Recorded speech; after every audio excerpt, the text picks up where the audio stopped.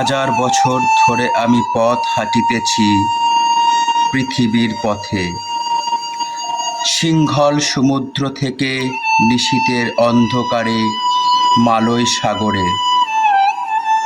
অনেক ঘুরেছি আমি বিম্বিসার অশোকের ধূসর জগতে। সেখানে ছিলাম আমি আরো দূর অন্ধকারে বিদর্ভ নগরে। আমি ক্লান্ত প্রাণ এক, চারিদিকে জীবনের সমুদ্র সফেন। আমারে দুদণ্ড শান্তি দিয়েছিল নাটোরের বনলতা সেন। চুল তার কবেরার অন্ধকার বিদিশার নিশা, মুখ তার শ্রাবস্তির কারুকার্য। অতি দূরে সমুদ্রের পর হাল ভেঙে যে নাবিক হারিয়েছে দিশা।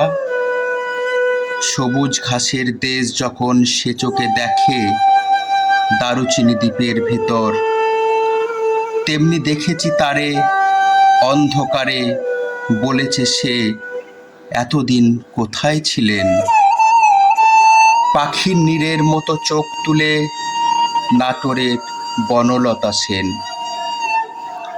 সমস্ত দিনের শেষে শিশিরের শব্দের মতন সন্ধ্যা আসে।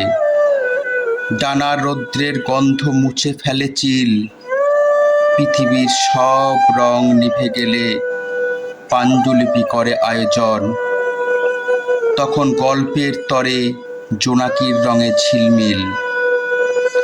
সব পাখি ঘরে আসে, সব নদী ফুরায় এ জীবনের সব লেনদেন। থাকে শুধু অন্ধকার মুখোমুখি বসিবার বনলতা সেন।